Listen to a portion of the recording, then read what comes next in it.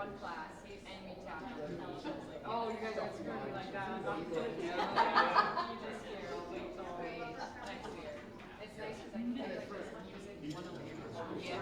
Good. Get it done in your first week, and you make all the tests. It counts for like 2 different like areas that you have to submit.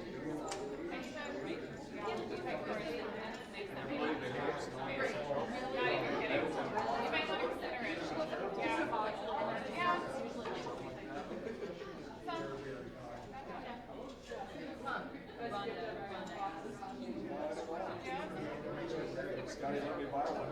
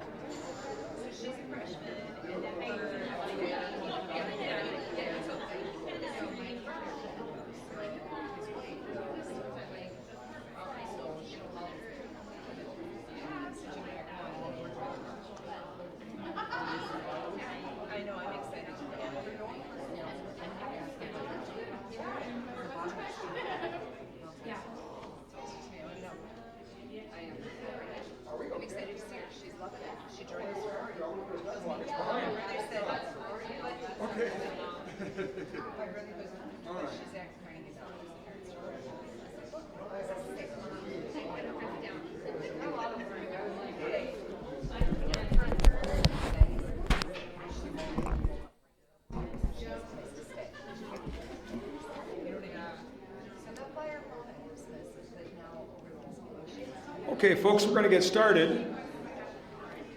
This looks a little like church on Sunday, where everybody's in the back of the church. I don't know what the deal is there.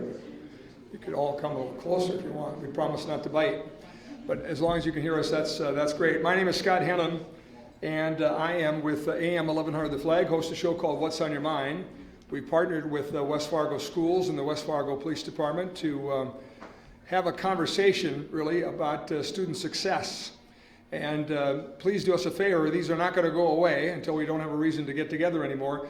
Any parents you know, let them know about these and ask them to participate, because we do appreciate the fact that our public school system and our police department are doing good work, but they really need that other pillar, and that is the parents, to reinforce what needs to be done. And the tools that are offered at these forums are really incredible. I've learned a ton, and that's the main takeaway that people have as well. And certainly on social media, today is going to be a great example of where you're going to learn a lot about tools that are out there to keep an eye on what's happening with your kids and know a little bit more about what they are doing in the way of social interaction online. So a lot of good tools. We're going to start with a little bit of an overview on this entire series with Dawn Miller, and then we will bring up Beth Slutty and Chief Yankee and talk a little bit about specifically the social media side as well. And then we have some experts that will go through a number of presentations for you as well. On your tables are little 3x5 cards and a pen. If you hear anything at any time that you have a question about, just jot it down on those and hand it to any of us that are moving around, and we'll ask the questions of the folks at the end of the forum here today coming up. We're going to keep to our schedule, which is 90 minutes, so we'll be done at 8:30, so a lot to get in, but we do want to hear from the audience as well and try to get as many answers as we can. So, without any further ado, Dawn Miller, would you come up and introduce yourself to the audience, tell us a little bit about your expertise, and give us that overview to kick us off here. Dawn?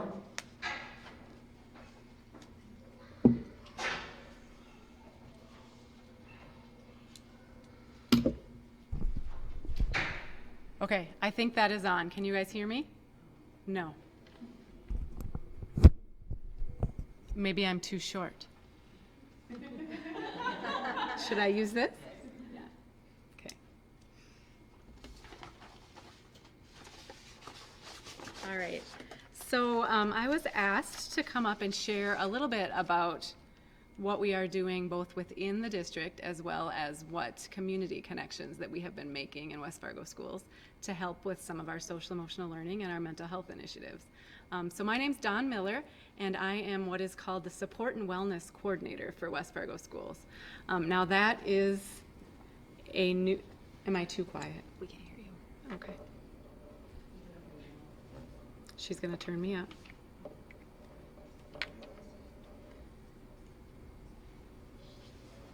Okay, how's that? All right, so let me start over. My name's Dawn Miller, and I am the Support and Wellness Coordinator here in West Fargo Schools. And that is a new role that was created this last school year. So this is basically the beginning of my second year in that role. And many people ask me, what does a Support and Wellness Coordinator do? And I gotta say that I didn't really even know myself when I started. So it's a lot about supporting students in our schools, kindergarten and actually preschool, through transition age, so through 21, in all of those areas of education that aren't your traditional academics. So how are we gonna teach things like self-control to students? How are we gonna teach empathy, problem-solving skills? All of those other skills that are, I would say, just as important as reading and math skills when we're looking at having youth go into our communities that are ready for life, are ready for careers, are ready for college. So that's really kind of a big picture of what my role has been. So SEL is kind of the terminology that we use for that, social emotional learning. And there is some standards that surround social emotional learning, and they're self-awareness, self-control, empathy, emotional regulation, and problem-solving skills. So I was thinking on the way over here about how that fits into the context of social media, and thinking about how we would want our children to have self-control when it comes to doing things on social media. I'm thinking about things like gaming addictions, or getting texts or social posts from peers that might be inappropriate. How are they going to control themselves when it comes to that? So having those types of competencies are really important when it comes to social media and many, many other things in life. So there's a lot of new research coming out about SEL and how those competencies produce good students and good adults in life. And some of the research says academic performance really increases when we teach SEL in our schools. Positive social behaviors increase. Relationship skills in the school years and beyond also increase. Reductions in problem behaviors and any kind of psychological distress also decreases when we teach social emotional learning competencies. And it really just helps people overall learn how to be successful and to really navigate a world that's much more complex and diverse than it was decades ago.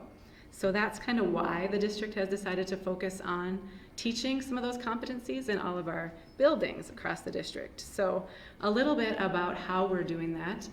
In our elementary schools starting this school year, parents, you should be seeing some home links coming home. We're teaching at least one SEL lesson a week in all of our elementary schools, kindergarten through 5th grade. So you should see kids coming home with handouts about how do I pay attention in the classroom? How do I show empathy or understand another student's perspective? So some of those lessons are being taught by classroom teachers and also by counselors in our elementary schools. Next year we'll be doing something very similar at both of our middle schools, teaching SEL competencies to all of our middle school age students. And we've also started to implement those SEL lessons in both of our high schools. So you're starting to see those coming through at those advisory periods in our high schools as well. So that's how we're getting kind of all students, that kind of core level of competency in SEL. We also have a number of mental health professionals in the district that I get to work with pretty closely this last couple of years, and really an amazing team of supports. So at every one of our elementary schools, we have a full-time counselor. At our middle schools, we have 4 counselors at each of those buildings, and in our high schools we have 5 counselors at each of those buildings. So really a nice team of professionals that go in and do lessons with all of our students. They also do small group interventions about things like grief, about peer relationships, about conflicts that might be happening in the schools. So they're really targeting smaller groups of students to intervene with as well. We also have a team of 8 social workers that are distributed across the district. So we've got 4 of them working at our elementary levels, and we've got 4 of them working in our middle schools and our high schools. And so how their role is a little different than counselors, they not only support students in school, but they also will reach out and make those connections with professionals in the community. If a family should need it, if a student should need it, medical services, housing services. They help families navigate the insurance world, mental health professionals, so they really work beyond school to try to get the students the supports that they might need. Lastly, we also have a team of, I believe, 12 school psychologists across the district, and what they do is really identify students that might need some kind of specialized instruction. So they're really targeting those individual students that might need more support, and then working with our teachers on how do we modify the curriculum, how do we get those behavior supports in place for all of the students that qualify for those services as well. So we have kind of what I think is a pretty great team of mental health professionals that are working in our schools also. But we have learned, and I would say I have definitely learned over the course of the last year and a half or so, that we need many more partners than what we currently have. So we've really been reaching out to community agencies with this whole idea that it really does take a village. There's some things that we just can't do alone in schools. So we have a number of community partners that we've been working with to try to just continue to enhance all those other services that we can provide kids in school. So some of our partners are actually here tonight, which is really great to see. I'm just going to name a few that I've had the opportunity to work most closely with over the last year or so, and are helping us provide great services to kids in our schools, and also helping to bring resources to us so that we continue to learn more about how we can build these services in our schools. So for example, we've been working really closely with Abound Therapy to bring therapists into our middle schools and into our high schools. So we've got therapists coming 1 day a week providing services to families that, or to students that may have otherwise not been able to get those services. So we've been really working with them closely to get those supports embedded right into the school day for any kids that might need that and can't get there otherwise. We also work really closely with Prevent Child Abuse North Dakota with Jennifer Baub, and she's just been bringing us so many resources. So we're still learning about how we can do even more supports for students who may have experienced trauma in their life. So sexual abuse, physical abuse, any kind of early trauma that they might have experienced that are really impacting them in school. She's bringing us resources and teaching us how we can get those supports embedded into our schools as well. We have had quite a relationship with the Rape and Abuse Crisis Center and Greg Lemke also. They're coming into our schools and teaching things like healthy relationships, domestic abuse. They come into the middle school and talk about bullying, sexual harassment, harassment in general. So really do a lot of lessons with our kids, preparing them for some of the things that they might experience in life. Another partner that we've worked closely with is Sandy Smith at the North Dakota Autism Center. So she's really helped our families that have children that have autism program for them, make sure that we're adapting and accommodating all of the needs of students that have autism spectrum disabilities within the district as well. Carolyn Meske, who's here from Solutions Behavioral Health, has really teamed with us to provide liaison supports between the mental health world and the school world, which is a very amazing link to see how that works. They've helped us with some parent trainings at times, with getting resources to people, and really, again, understanding how to navigate that mental health world as well. And so that's just a few examples. There's many, many more that I could go on and on about because we're continuing to build those relationships and find those resources out in the community as well. So I think that's about all I have to say about that. I really hope that you guys enjoy the content about social media that you're about to hear. It's very relevant, and I've learned something every time from this group of people as well. So thank you.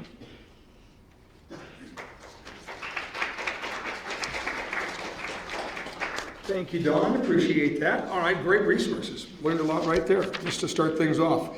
All right, we're going to get into the heart of our program today, focusing on the social media tools and the things that we can learn a little bit about. We're going to start with the Superintendent of West Fargo Public Schools, Beth Sleddy. Give Beth a hand. So nobody's ever said they couldn't hear me before, so I don't think that's going to be a problem. I'm actually just going to welcome you. I'll be very brief. I want to welcome you all to our first forum of the year. And my name is Beth Sleddy. As Scott mentioned, I'm the superintendent of West Fargo Schools, which is my privilege to serve all of you. Your presence in the audience, but also know that right now we are out on Facebook and that we have people that will be hearing these messages. And it's really, really important because we will have recordings of the presenters tonight so that we can share those with others. How are you going to keep my child safe on their own device? What is the school doing? What are best practices in digital citizenship? And what are you doing, district, to keep our kids safe? So we're going to talk about that. This topic is very, very near and dear to me personally, and just in being in this community and growing my own family. But self-image and the impact of technology on the adolescent brain, and what happens when our students are living a life through social media that may or may not be a reality, and what that does to their self-image. Our adolescents' brains are not fully developed until they are somewhere near 25, 26. Males come later in development of the brain. So if we have adolescents whose brains are not fully developed, and yet they're asked to make an immediate decision and put on the brakes, and they are not able to, what ramifications are there for that? So it's very critical that we understand adolescent development and their phones and what they have access to, and put parameters in place so that they are safe. We're going to learn about more apps and social media accounts so parents know how to do that. And if there's time, we'll have some questions tonight. Further down the road, December 5th, we're going to be talking more about mental health and fostering resilience and dealing with anxiety and pressure. Tuesday, February 4th, we're going to talk about substance abuse and weapons and the Be Smart campaign and vaping, another very dangerous situation for our students that some are becoming addicted and getting involved with. And then April 7th, we're going to talk about healthy relationships, building awareness on what a healthy relationship is for adolescents, what popular media portrays power and control wheels, and then steps to take if students find themselves in an unhealthy relationship. I think we've all been in a relationship, whether it be a friendship or a situation growing up where you look back and you're like, that probably wasn't the best person for me to be hanging out with. If you didn't, you're probably rare, because I know that growing up, my parents had friends that they were concerned about, and looking back, maybe I didn't make the best decisions with some of those friends. So those will be future events. And then I just want to, before I turn it over to our Chief of Police, I want to thank the West Fargo Police Department and their partnership with us. I don't know what goes on in other districts, but we are so supported by our city government and our police department. Never a call that they don't come to help us and to help students. I want to thank all our presenters for helping tonight and helping us get information to the parents and community. And then thanks to all of our audience and those listening on Facebook. And finally, thank you to Scott Hennon and Steve Hallstrom and 1100 The Flag for coming on board again for a second year to help us get this information out to our community. I believe that no problem in society can be solved by one agency, one group, or one person. It's going to take lots of people coming together. And when I look at the diversity of this group tonight, and all of those out there in the audience, that's what you're doing. And I want to thank you from the bottom of my heart for being here. Thank you, Beth. You know, the title of these forums is Student Success Forum, and that really is what has been motivating Beth on this in the beginning, going way back to our initial discussions of doing this. I mean, it's just, the perils out there are so different than when most of us were in school. It's just there's a lot more things that can trip you up, and there's just it's a crazy world, you know. It really is. I mean, the stories I've heard about teachers having not to be, unfortunately, have to be more behavioral health experts than teachers is just phenomenal. And just think about that. I mean, what that takes away from the education and everything else. And then if the test scores aren't where we want them, we say, well, why aren't the test scores up? You know. So they've got a definite challenge. Same thing on the social media front and everything else. I've heard alarming statistics about how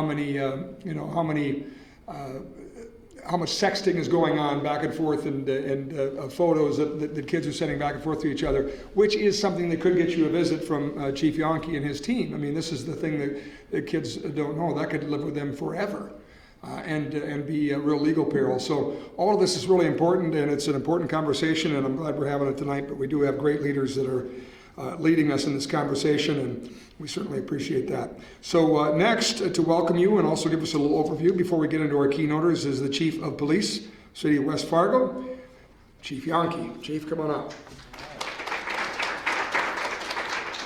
Thank you, Scott. I want to welcome you all and say thank you for being here. First, I want to say thank you to Superintendent Slutty and her team. I'm so impressed and honored that our school district doesn't bury their head in the sand when it comes to these hard issues and says we're going to hit it head on and be proactive to better our children. And I'm very proud to partner with them. Also want to again say thank you to 11 AM 1100 The Flag for continuing to partner with us on these. Dakota Medical Foundation for allowing us to use this facility. And I also want to say thank you to our school resource officers. We have 6 of them that are in our schools every day doing incredible things to help protect your children and to educate them and to work with all of the different school district personnel and so on. So thank you. You'll hear from one of ours, Rhonda Jorgensen, tonight, but they do incredible work, and we're very proud of them. As a father of a 16 and 13-year-old, and as a police officer, there's nothing that gives me more anxiety than social media and the apps that are out there today. You know, I was thinking about it driving over here and how times have changed. Technology is a great thing and makes our lives easier. But man, has it really complicated lives for kids too. 25, 30 years ago when I was in high school, all we had was a rotary phone with a long cord, and we tried to sneak in a closet and have a private conversation. And the closest thing to texting was you would write your girlfriend a note, fold it up as a little triangle or something, and try to pass it in between classes. And that's all we had to face. We were pretty innocent, and life was pretty easy back then compared to phones and these apps and what our kids have to face today. And I want to thank the parents for being here, because I don't understand them all. Our experts are going to tell you that, but there are a lot of harms that are out there with technology and how it has changed. You know, I wrote down some terms of apps on phones and what it leads to. Just sitting back there, you know, cyberbullying, suicides that have resulted from cyberbullying, sexting, sextortion, child pornography, human trafficking, sex trafficking, sexual exploitation of minors, kidnappings, drug sales, identity theft. All of those terms are things that happen through apps on cell phones these days, and that is a pretty scary thing. You know, we talk about bullying and cyberbullying, and that's a horrible thing. And that is something that we have to address, and we want to address, but we have to understand there are predators out there, and that's what scares me the most. Predators that are targeting our children every single day. And they can hide anonymously in an app that you don't even know who they are. It can be a 40, 50-year-old guy who's acting as a 14-year-old girl, getting them to produce child pornography and to send those pictures, but more importantly, grooming them over time. Back in the day, you had to actually kidnap a kid. These predators can sit and groom kids over months till they get them to actually come to them, and they don't even need to go kidnap them anymore. They're targeting the vulnerable kids that just want to be loved. And these predators show that love through these apps and through these texting, and over time, and we see it every day across our country, take our kids. And that is what really scares me the most, and why I'm so thankful that parents are here to learn about that. Because we have to monitor what's going on, and that's part of loving our children, is to know who they're talking to and why they're talking to them. Because if we don't, we're making them vulnerable to be the next victim that is out there. So on behalf of our police department, I want to say thank you. And with that said, we'll get this actual show started. Thanks, Chief. A reminder, if you do have questions for anybody, the note cards are in front of you there. Just jot down a question, and if you would, put the name of the person. We have actually a bunch of keynoters here. They're going to join us over the next hour and give you a great presentation on a number of different things. So you'll get a blizzard of information. If you do have a specific question, just jot it down and jot down who the question is for. First group coming up is Jen Shearer and Amy Zimmerman, as well as Pam. Pam, you coming up with the first two? You come up after. Okay, so how about a hand for Jen and Amy? Come on up. Our first keynoters.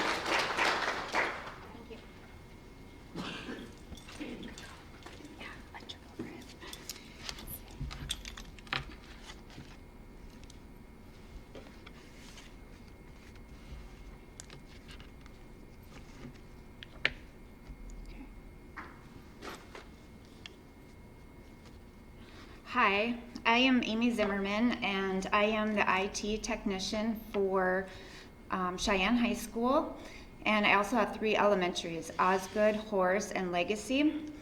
I work more in the background, so there is a difference between Jen and I's positions, but we work together. A lot of people don't see me as much as they'll see her, so I'll be the one to fix the computer problems or check the history that a student has been on for their browser. I'll do a lot of the loading of the programs and troubleshoot things that aren't working on computers.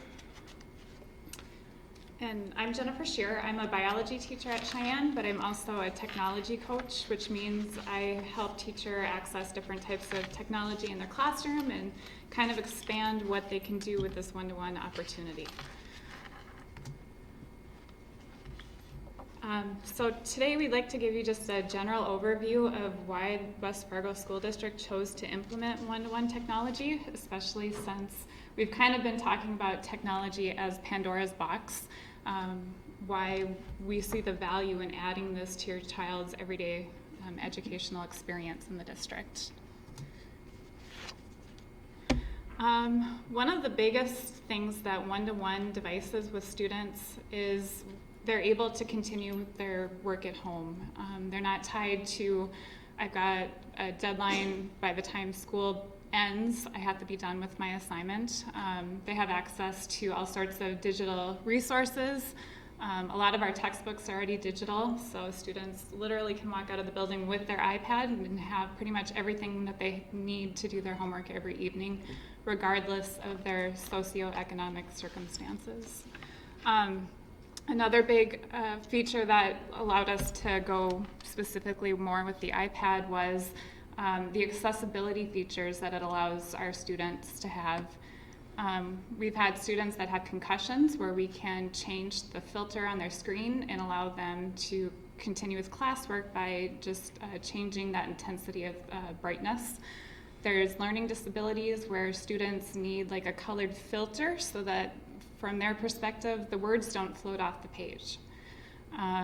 We have EL students where now as a teacher, I can use translation services on the iPad to communicate home. So I don't have to go through the student to tell their parents, hey, I didn't do very good on this quiz, or it takes some of the awkwardness out of those conversations.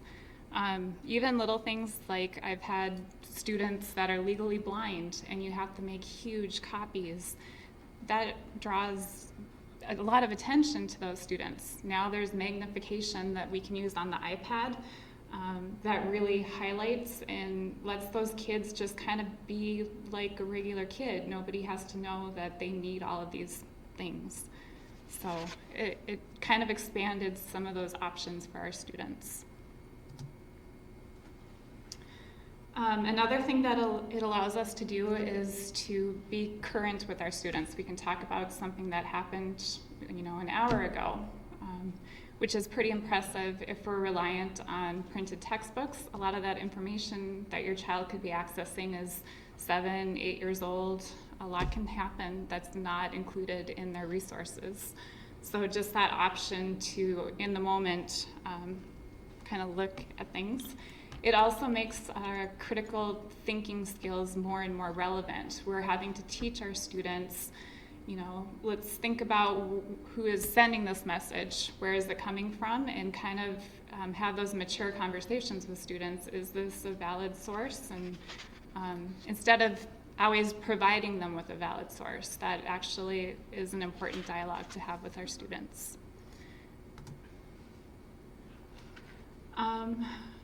Some people think that video and things like that could be just kind of a frivolous option for classroom teachers.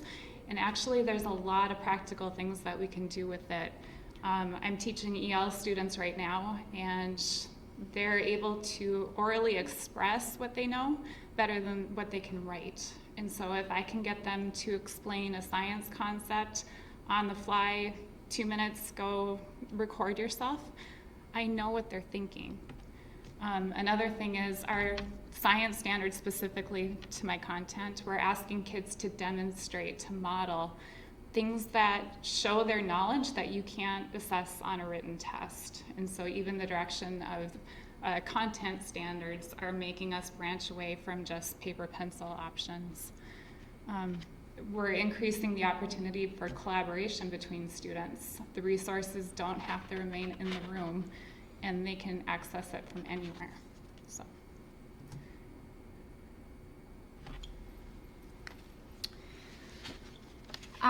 The West Fargo School District uses a management system, and this management system controls the iPads.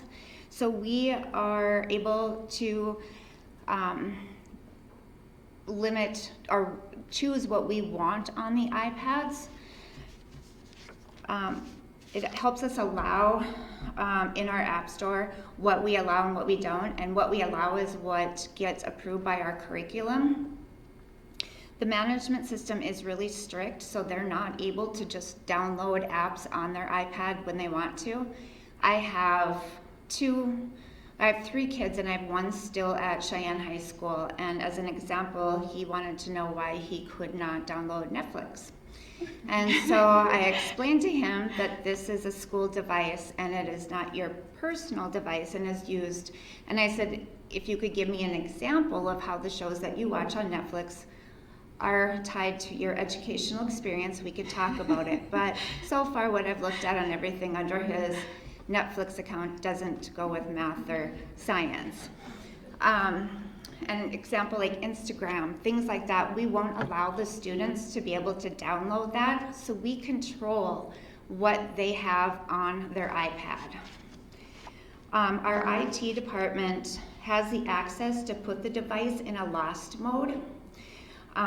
So if the student comes up and he cannot locate his or her iPad, what we'll do is we'll first put it in a lost mode. So that what that will do is on the iPad itself, it will not let any other student get into the iPad, and it puts a message alert on there to return it to me. To return it to Cheyenne High School, room 2315. So nobody can do anything on that iPad when it's in the lost mode. And as long as there's battery left in the iPad, we're pretty successful on being able to locate where it is. So we can do a satellite view, and many times I'll tell the student it's in the new wing, this end, either the first or second floor. And they're able to find it. And then they come back to me, I take off the lost mode, and they're ready to go. Our IT department, for safety concerns, has the permission to access this.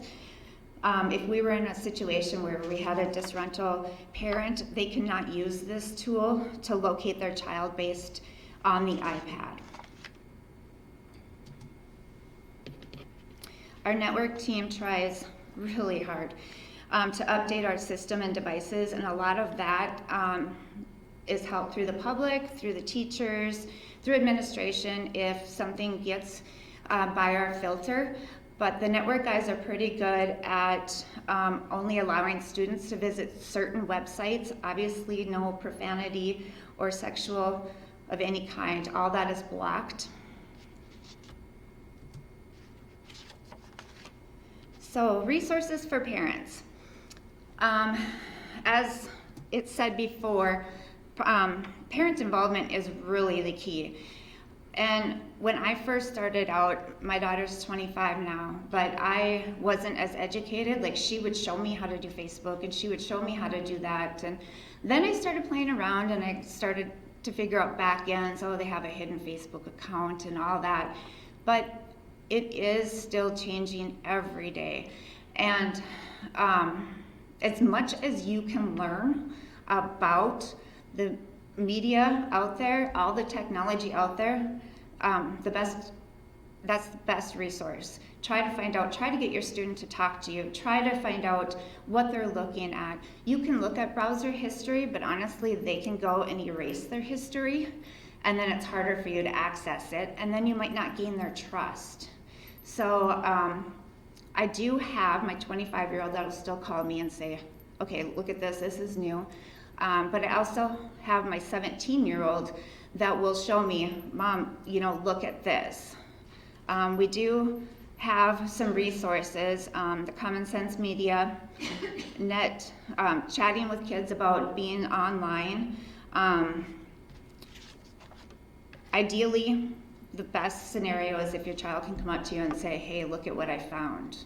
And I mean, if it is something horrible or the school wants to know about that too. We want to be educated on that. The student's responsibility. We express to them to respect the issued device and to use it appropriately. So they have to abide by the district policy. They are to use the iPad for educational purposes, and they're not allowed to do distraction or disruption in class. So if earlier we had Minecraft as a problem, so we took Minecraft out. If it ends up being a problem, then they get it taken away and then they can't play it anymore. There was quite stirs on that, and they wanted to keep keep it on there. But it's also things that if they're being distracted in class, then they are not taking responsibility for their actions, so they can get it taken away, or we have the ability, if the teachers do, to shut down their iPad for the rest of the period. So they do have to take responsibility just as they would as a textbook or anything else. The acceptable use policy, it is in place for staff and students.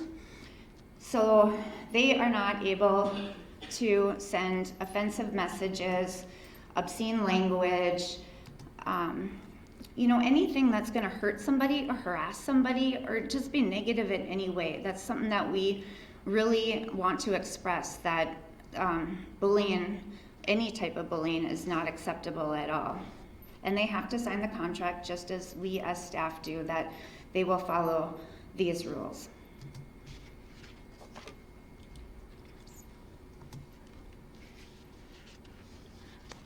Students do need to bring their iPads to school each day. They're not going to be on it all the time in every class, but it is standard that at some point they're going to need to access that.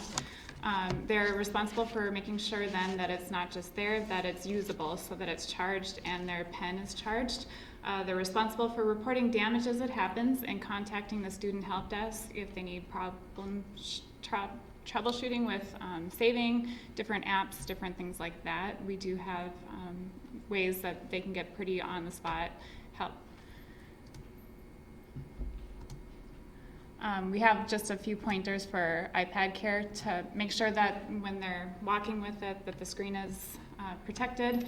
And then, seeing as we're going to experience about 3 different seasons in the next 2 days, iPads like the temperature reduce. We got to remind the kids, don't leave it in your car when it turns out to be 20 below this winter, or football practice and it's 90 degrees out. Not good for the iPad.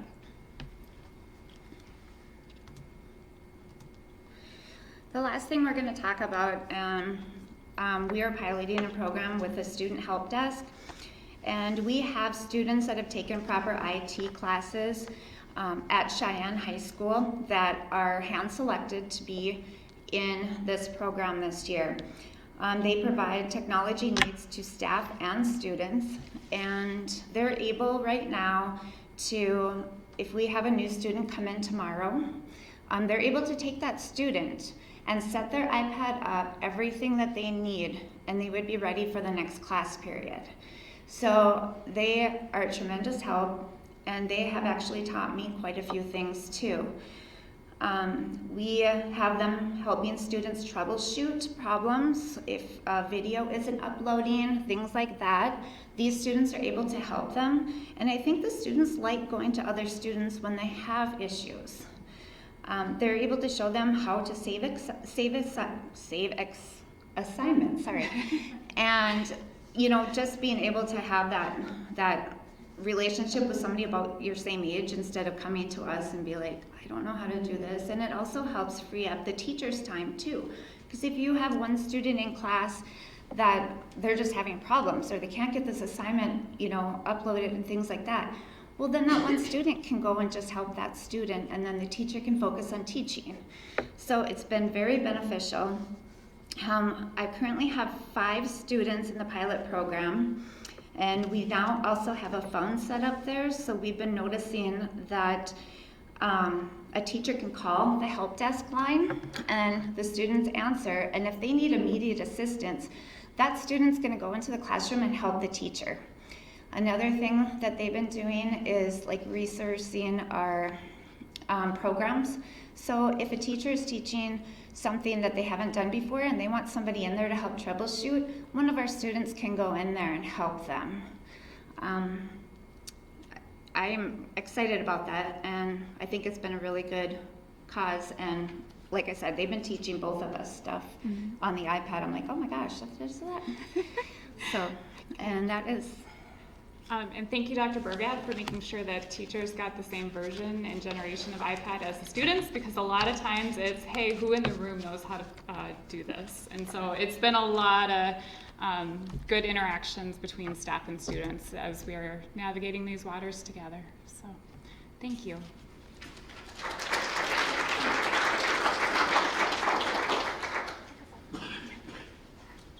many good things about that program, but one is having the self-discipline of the students that have the devices, right? So they need to, they learn some of those practices that maybe aren't getting everywhere, and hopefully that carries on to their own devices.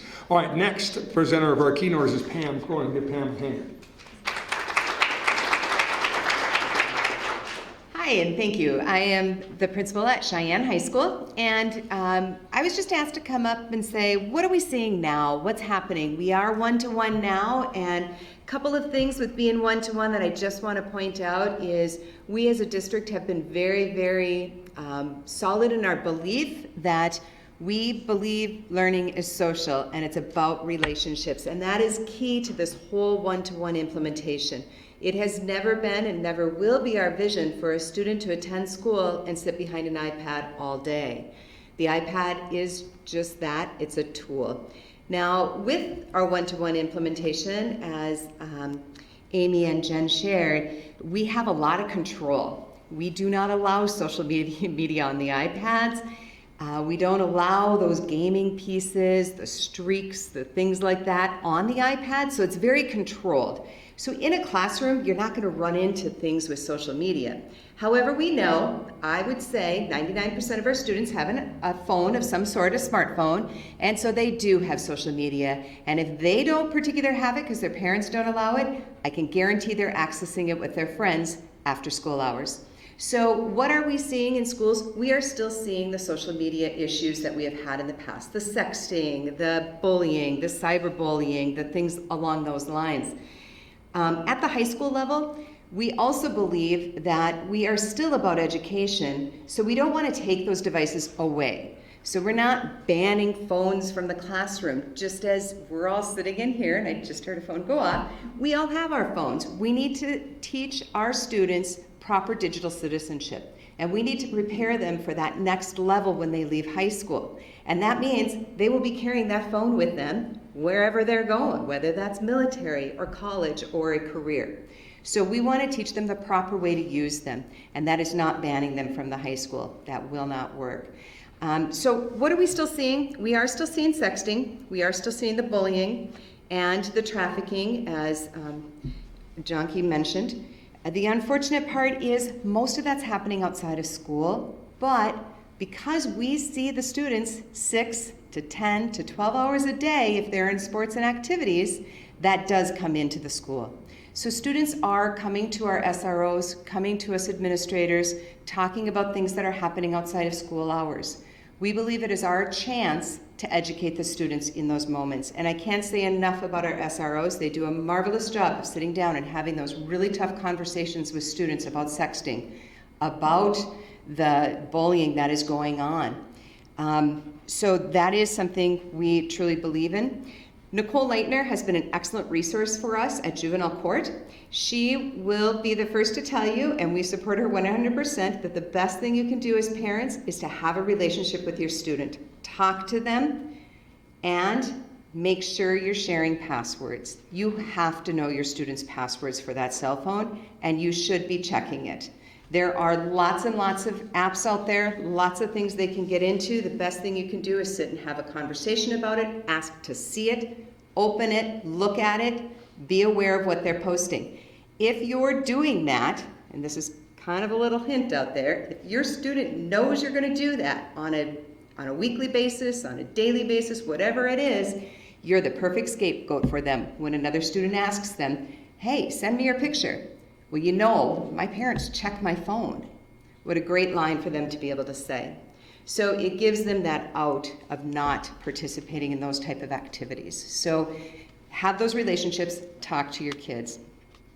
The last thing I wanted to talk about is that the preparation of students for the post-high school piece. At the high school level, you will see that a lot of freshman classes don't allow the student phones, and we don't have our Wi-Fi on, so there's not a lot they can do on them if they don't have free data. As they get older, we notice that our seniors do use their phones a lot more, and you'll see that the classes are a lot more lax. Students will possibly have the phone sitting right there, and they might actually message somebody. But teachers are trying to teach them when is it appropriate, when is it not. Teaching them about what happens with their own brain when they're distracted and worried about that streak or that message that just came in. So trying to teach those proper lessons is what we are all about. And I know in a few minutes, Jessica, who has stepped into that next life of college, and our SRO, Jorgensen, will be talking to you about some of those special apps and moving on. But I would welcome any questions afterwards if you have any ideas or just concerns with what we are doing. So thank you.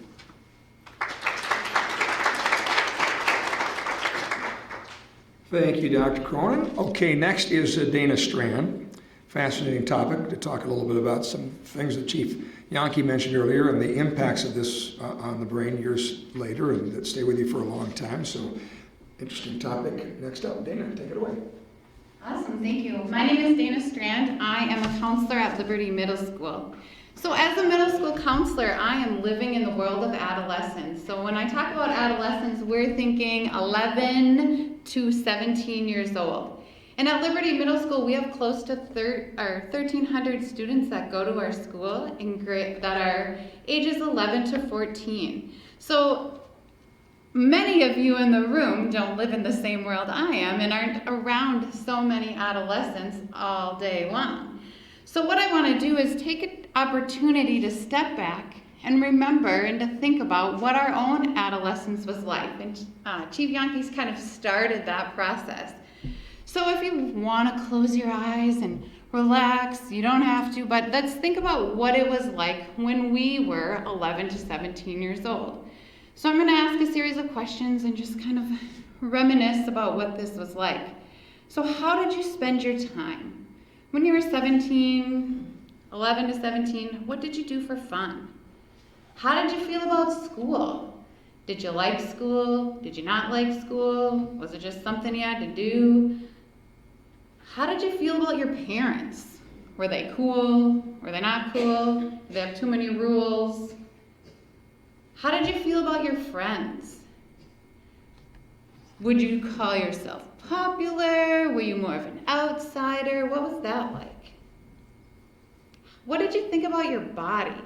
How did you feel when you were 11 in middle school and then you got older and you were in high school? What was that like?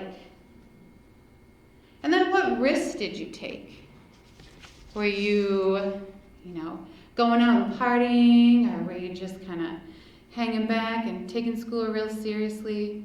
What was that like? So as we take time to remember what it was like to be in adolescence, let's see how these experiences relate to what the experts have to say. So I got out my book from my master's program called Experiencing the Lifespan, and I looked it up.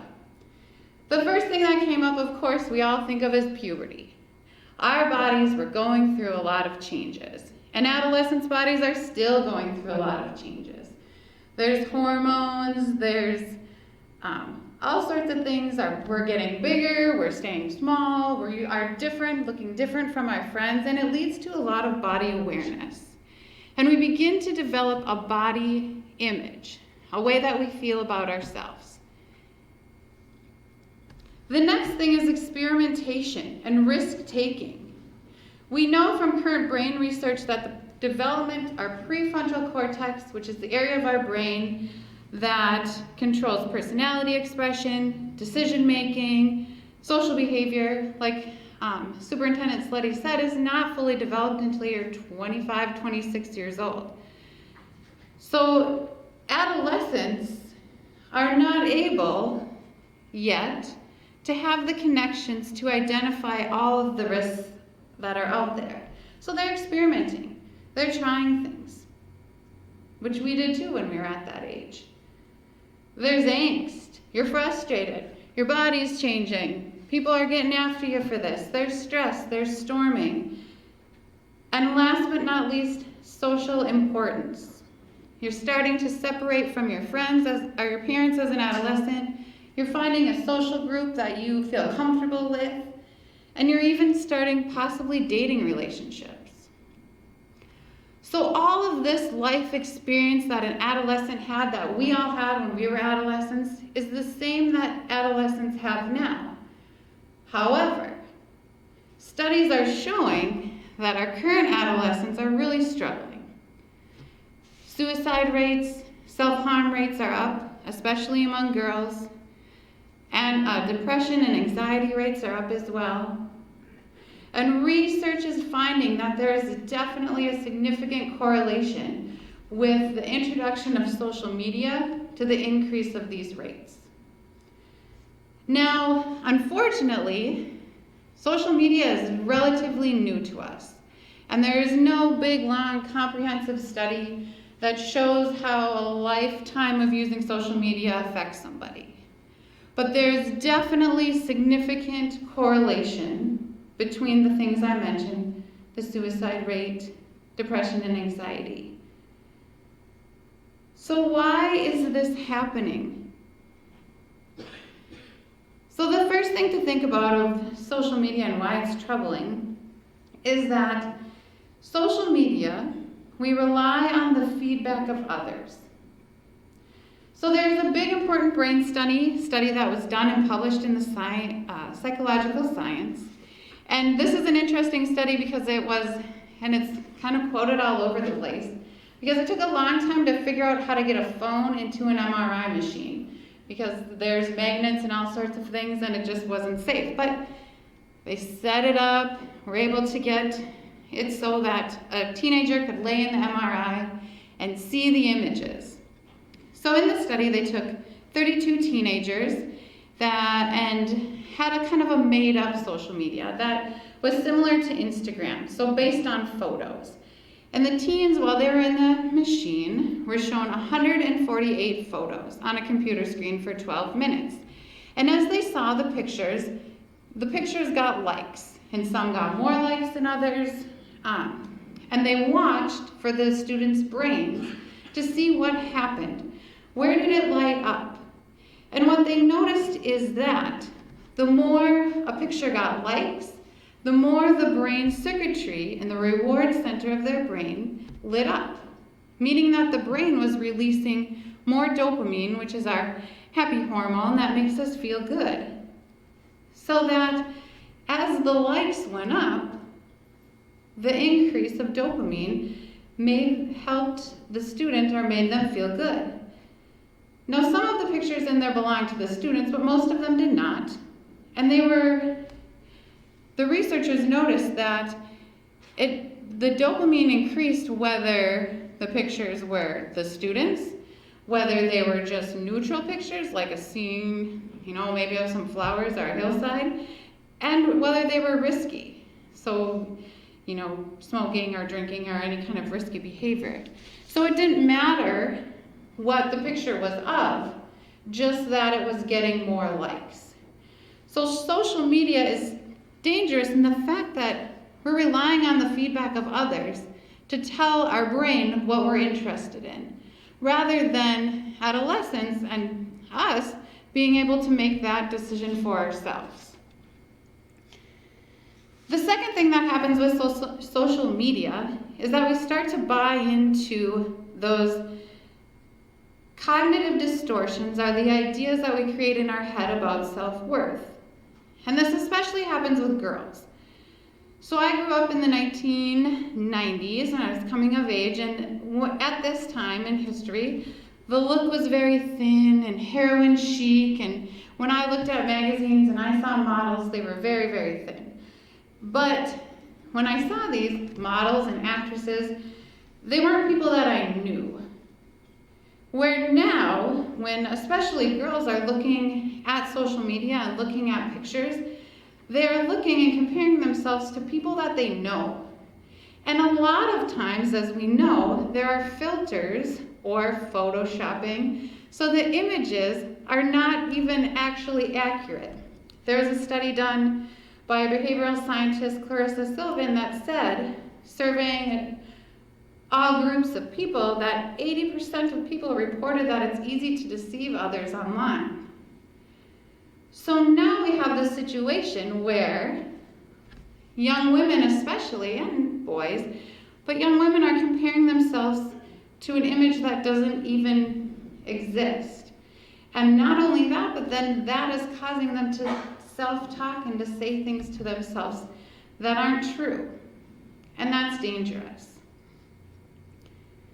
The next thing that makes social media dangerous for us, and adolescents especially, is that from social media we gain a sense of our identity, not by what we do, but what is said, either what we say or what is said about us. So we know that the nature of boys and girls in general is different when it comes to things like aggression and bullying. So we know that boys tend to be more aggressive and often results in fighting, and they kind of take it out that way. Where girls have often, I almost said always, but girls often use emotional aggression in place of that. So things like gossiping, name calling, talking behind each other's back, and that has kind of always been the case. But now enter social media, where you can do this without even having your face attached to it. You can do this anonymously. You can create false accounts. You can say things about people that aren't true.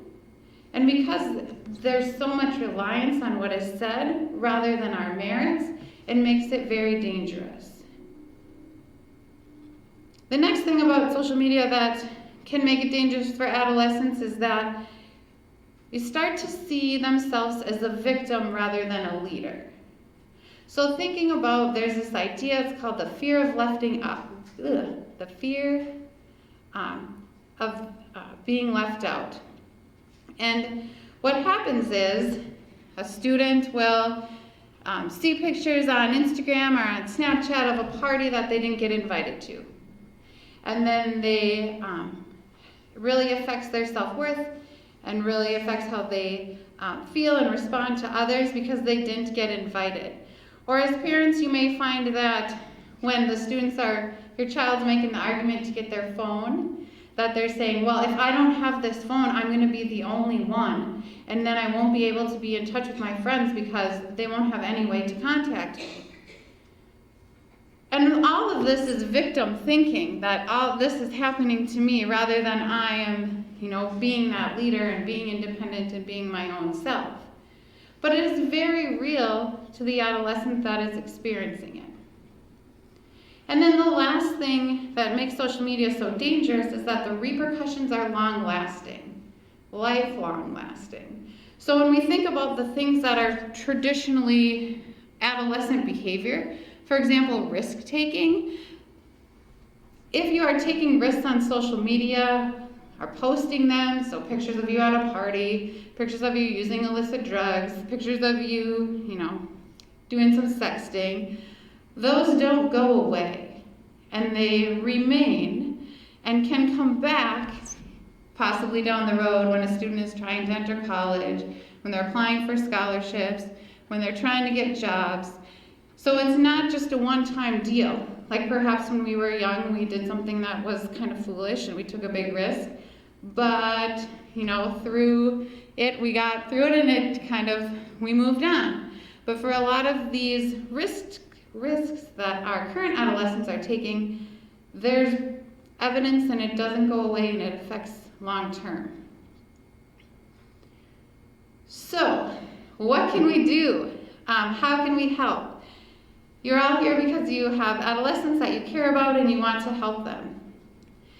So the first thing, there is a resource called Screenagers, which is a movie that has a website, and they have what are called the parent-child screen time contracts. So before or during the process of purchasing that phone, the parent and the child sit down and create a contract. And on the Screenagers website, it kind of walks through what that's like. So you don't have to create it all from scratch if you don't want to.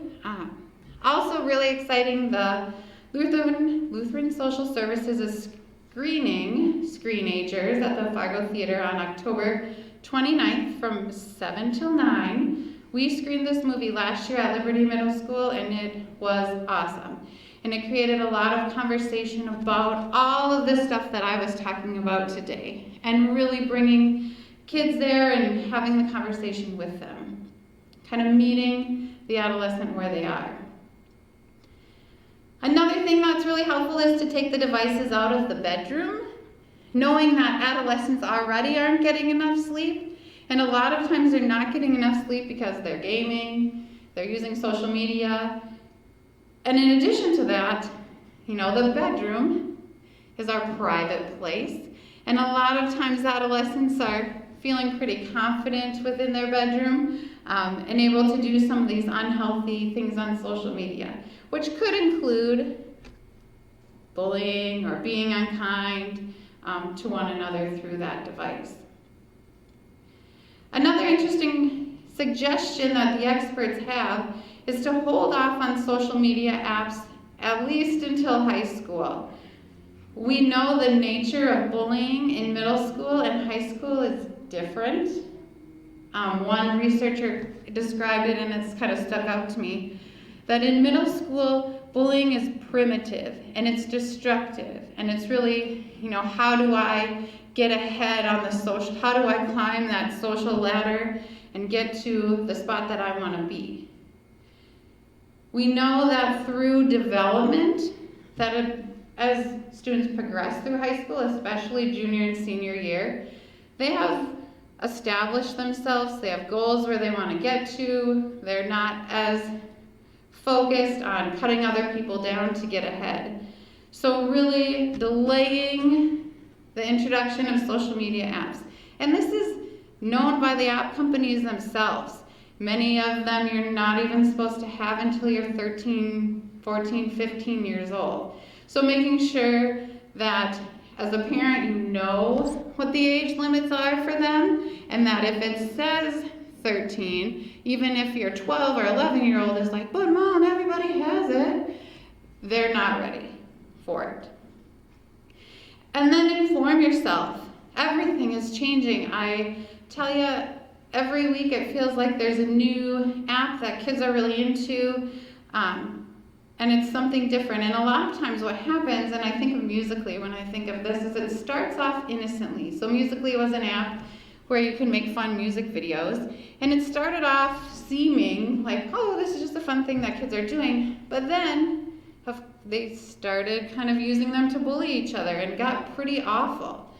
So making sure that you know the apps, you know their progression, you're checking them, and Officer Jorgensen and her guest will share with us how to do some of those, and using the tips and resources that we have here. So finally, hopefully from my part of this night, you take away that for the most part, our adolescent behavior is normal. Unfortunately, social media is intensifying this stage, and not only intensifying it, but making some of the ramifications of it permanent. So we really need the community, and we need parents to guide our adolescents and help them successfully navigate how to use this. And if we don't know how, because I don't know how a lot of these apps work myself, then we gotta find out how to use them and to make sure that our children are ready and protected as they get to experience adolescence, which is already complicated enough. So thank you everyone for your time, and I'm gonna hand it over.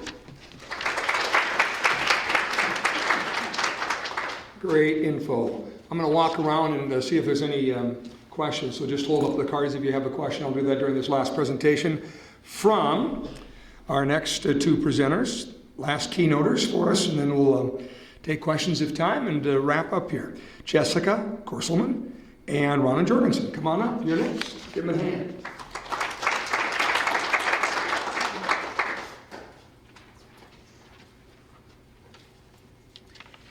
Thank you, and thank you for coming. I am currently beginning my second year as the school resource officer at Liberty Middle School.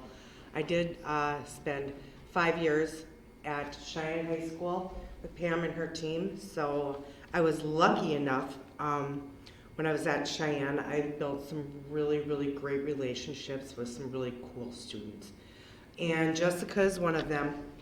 And last year, when we did our first one, her and another student, Jacob Anderson, I asked them if they would help me come up with a handout for parents.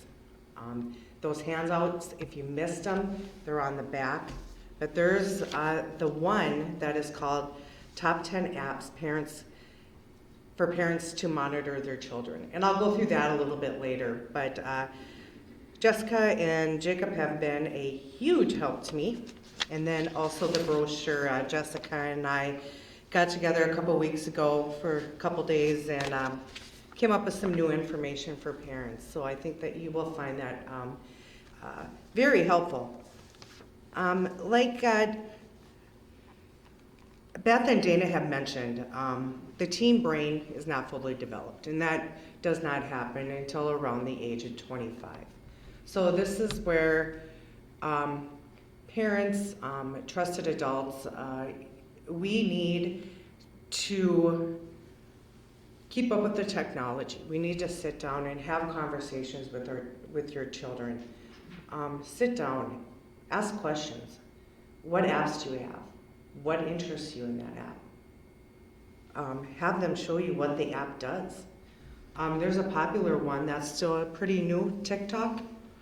That's fairly new. Yeah. And right now it seems like a pretty innocent app. And what it is, it's lip syncing to music.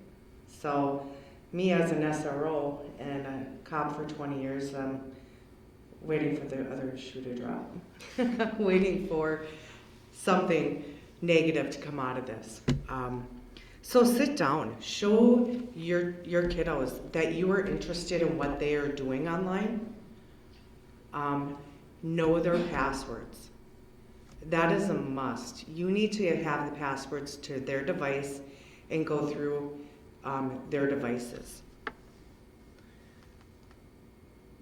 And I believe in Jessica, you are just graduated from high school, but you as a student, if you knew that your parents were tracking what you were doing and going through your phone, are kids more tended to be more careful with what they're doing?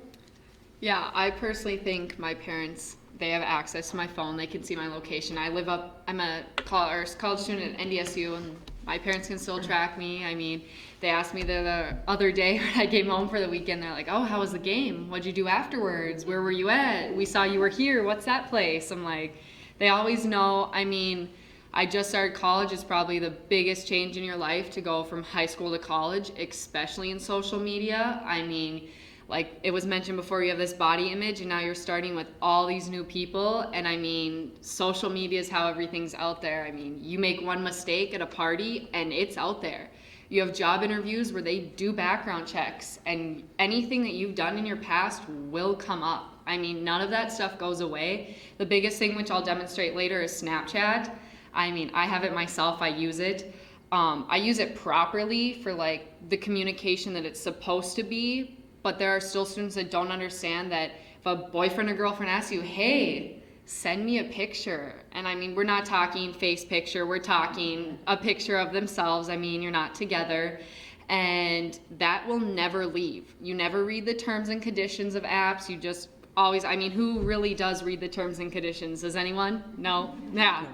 And so when you click that agree, you're giving a whole app the access to what you are sending out there, and it will never go away. And that's just it. And now in middle school, you know, I really try to get kids to understand that. I go in and I talk to social media with middle school kids, because in middle school, they're just not making the best choices. They're doing stuff on a whim, and that's, like I said, and that's where parents need to be going through their apps, asking questions. Show me what this is. Show me what you're doing on this. Why are you interested in this? Having the tracking apps. Can you go through some of those? Yeah. In this handout, we went through some of these, but Life 360 and Our Pact are probably two of the most popular. I've heard nothing but wonderful things about Our Pact. I had a parent tell me about it today. He pays the extra $1.99 or $2.99, and he controls that phone. With one swipe, your child's apps are gone. I joke that the commander of the bomb squad him and I are pretty good friends. We were out for lunch, and he goes, well, Mitchell should be calling pretty soon. Mitchell's his teenage son. Sure enough, he calls Mitchell. He goes, on the phone I heard Tim say, he goes, I told you to clean your room. Oh, the power, he said. Oh, the power, Rhonda. So, you know, you have that control. I know the chief, him and I have visited about RPAC. You can shut your child's phone off at a certain time and it won't go on for like 7 o'clock in the morning, whatever you were choosing. And like I said, if kids know that you are looking and you're asking questions, they're gonna be more careful. But I can't reiterate the importance of explaining to kids that the information that they are putting out there, and that's what scares me about middle school, is they're not thinking this through. It's gonna come back and haunt them someday. So we really need to be communicating that, not just at school, this needs to be done at home. So Snapchat is been the most popular for years, probably since 7th grade, 5 years for me. Yeah, so Snapchat and Instagram are probably the most 2 popular apps that kids are using. I'm not even, so Snapchat does have what I would call a vault. Yeah. A vault inside. So Jessica's gonna show us how to do that, but before I forget, another very popular vault that kids have is a calculator. So if you're looking at your kids' phones and there's 2 calculators on there, red flags.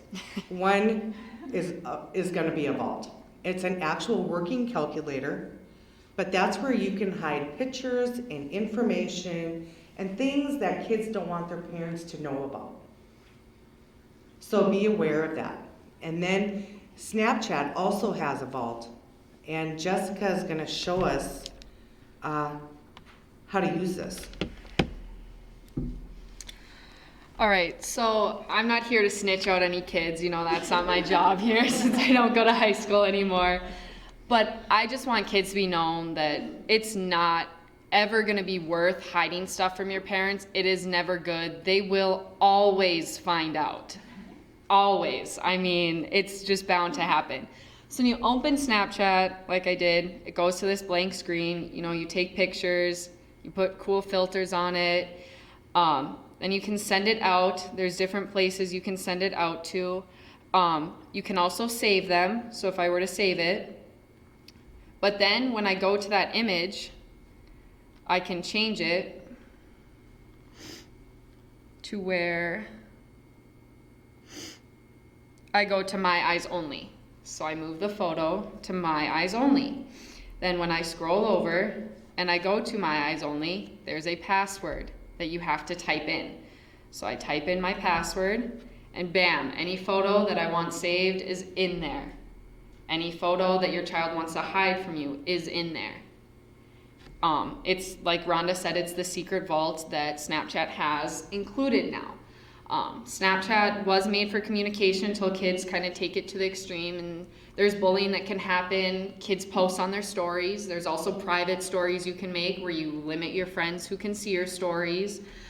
There's also another thing that I didn't even mention to Rhonda, but you can, so there's my little Bitmoji, but you can view where your friends are. I'm on airplane mode right now, but you can view where your friends are. And so if you accept a friend on there and you have your location for everyone, they will be able to view your location, and that's where you can bring in kidnapping, and that's where they can find where you are. Or, hey, let's meet at this place.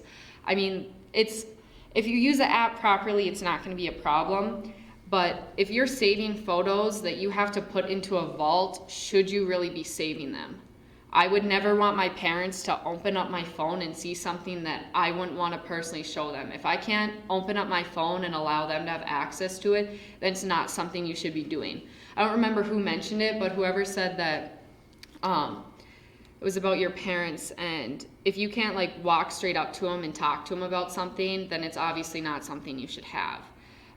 There's secret apps out there kids are always going to try to, but my thing is if you have an open relationship with your children, I have a younger brother who's a junior this year, and I graduated. My parents have always just been open and honest with us, and we've always had an honest relationship. So I've never had the need to want to hide something from them. And like I said, parents will always find out. There's nothing that they haven't done that you wouldn't try to do that they'll be like, oh, yeah, I tried that myself and it didn't work. So, I mean, there's nothing that you can't do that your parents won't. Another thing, I'll demo, I have Life 360. My parents have that. They've had it since I've like gotten my phone. And it's a super nice app, so I'm not on that. But you can see where your family is. I mean, my parents obviously use it to track me. I use it to track them so I can clean the house before they get home. So, I mean, it works both ways. Or, oh, mom didn't answer my phone call. Where's she at? Why isn't she answering me? Just having that open relationship with your kids, I think, is the biggest thing. I know I talked about that last time, too. And don't have anything that you don't want your parents to see. And using the excuse that, hey, my mom and dad check my phone, I've used that excuse. Friends have been like, hey, let's go do this. I'm like, oh, you know what? I'm actually supposed to be at home, my parents. I've even had my parents like warn them, been like, hey, this friend's gonna ask this. I'm gonna send you a text so it looks like I asked you, but respond no. And they've done that. Your parents are always gonna have your back. And so the open relationship is the biggest thing. I mean, they'll always help you out in the best way that they can. Thanks, Jessica. Yeah. I think I have covered everything that I planned on covering. I just invite you to take some of these handouts. There is very, very good information in all of them, and hopefully hand them out and go through them and check out some of that. But just really pay attention, keep up with what's going on with technology, and be that informed parent. And like I said, like Jessica said, the relationship, the open relationship, communicate with your kids, let them know that you are curious as to what they're doing online. Anything else? No, I think that's it. All right, thank you. All right, a lot of great information as we promised. Hopefully we over-delivered and under-promised. A lot of good information for everybody here tonight. Any questions at all or comments before we wrap up tonight? Anything from anybody? You're good? You're full of information? Yes, Beth? If a parent has concerns, can they reach out to the principal or the SRO to get some support, or how does that work? Because say you have no clue, like I am overwhelmed, Right, good question. The question is from Superintendent Slutty, but she's wanting to know from the principal and the SRO if a parent is sort of perplexed about all this and trying to understand where to start to have that conversation, or maybe knows things are going on that are not good and wants to get a handle on it, what can they do? Sure. Yes, we invite those parents to come in anytime. We have lots of these resources that you have back there. We have them right in the office. We will sit with them and show them their phone. One thing that I kind of failed to mention is that when students are doing things inappropriately or we suspect things, as a school, we can go through that phone because they are basically in the school and in our care at that point. So the SROs cannot do that, but we can as principals, and we do that in order to educate them. But most of the time, as students get caught with things, we really work towards those education pieces.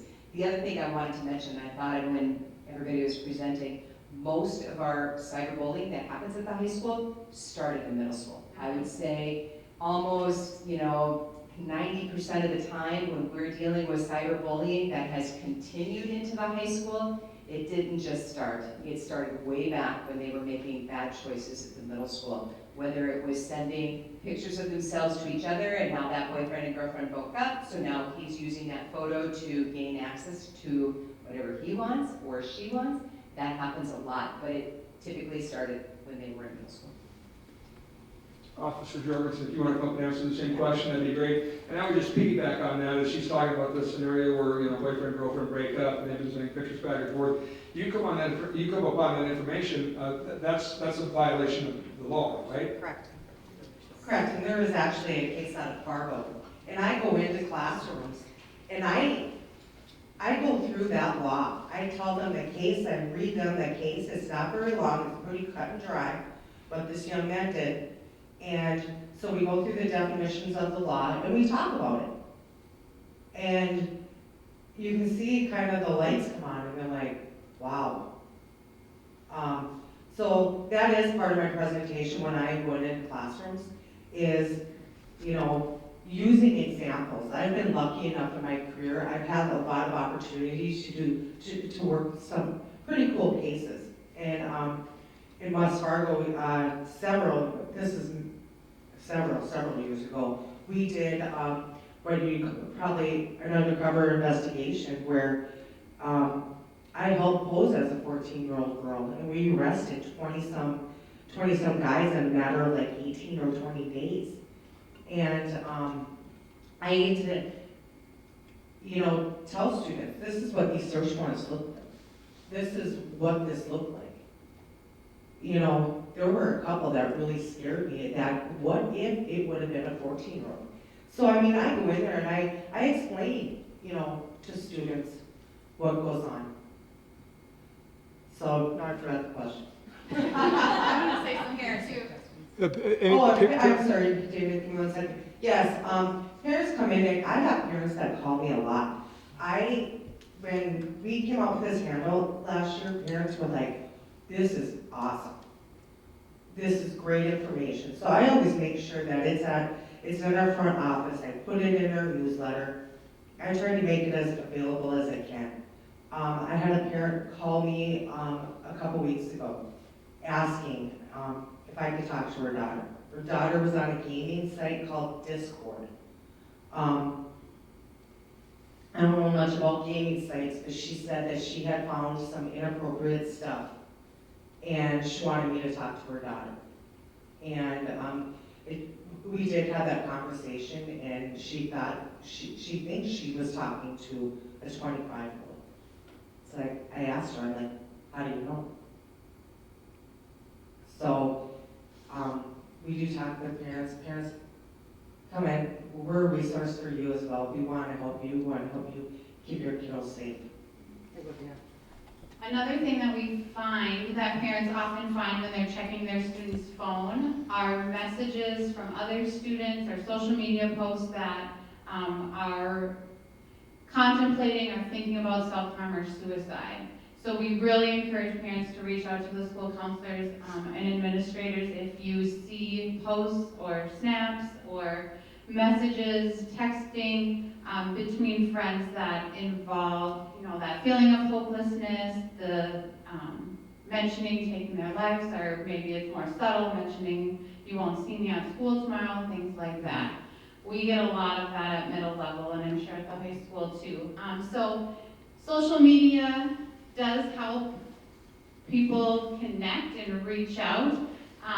So if you're checking and you see something like that, please reach out to us at the school. For those of you watching online or watching this at any time or in the room, I think the best thing we can do is take the wonderful resources that we heard tonight and just take them to our circle and have conversations with people. I mean, the thing that stuck out most from Dana's presentation today was just the impact, psychologically, literally on the brain. So, some of the things kids are seeing, some of the things that are happening have an impact on their brain that affects them for the rest of their life. So what parent would know that a child's brain is being poisoned and just look the other way, right? And not want to know what's going on behind the door, not wanting to have that conversation or confrontation or anything else. I mean, if there was any other kind of harm, of course we would, right? So I just think this is a really good opportunity to take this information out and talk to folks in your circle and spread this like wildfire. And thank you very much for, how about a hand for all of our presenters tonight, by the way, first of all. and to the West Fargo PD and the West Fargo Public Schools for having the vision to have these Student Success Forums. So thank you all for coming. Have a good night.